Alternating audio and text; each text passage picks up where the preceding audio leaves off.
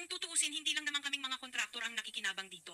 Sa inyo, mga politiko ang nagpapataba ng bulsa sa pangungura. Kung may hati-hati yan, mula sa pinakamataas hanggang sa mga nasa gilid lang ng sistema. Huwag nyo kaming gawing panakip-butas kasi kung babalikan ang lahat ng transaksyon, makikita ninyong mas malaki pa ang napupunta sa inyo kaysa sa amin. Lahat tayo alam ang laro, pero pag nahuhuli, kami lang ang tinuturo at pinarurusahan. Kaya huwag ninyong ipakita sa publiko na malinis kayo dahil sa bawat proyekto may kapalit na porsyento para sa inyong mga opisina. Ang sistema mismo ang nagtutulak sa amin na sumunod. Kung hindi kami papayag, wala kaming makukuhang proyekto. Pero sa likod niyan, kayo rin ang pinakaunang nagdidikta kung magkano ang dapat itabi para sa inyo. Kaya kung talagang seryoso kayong mag-imbestiga, wag lang kaming kontraktor ang sisihin. Tingnan ninyo rin ang mga pangalan na nakaupo ngayon sa mga komite, sa mga ahensya, at lalo na sa mismong mga nagpapalakad ng gobyerno. Dahil sa totoo lang, pare-pareho tayong nasa iisang lamesa, iba-iba lang ang laki ng parte na nakukuha. Kawawa po talaga ang mga mamamayang Pilipino kasi ninanakaw lang natin ang kaban ng bayan. Pera ng taong bayan, pero tayo ang nakikinabang. Hindi ba tayo nahiya? Ang mga mahihirap mas lalong naghihirap. Kaya tama na ang pangungurakot natin.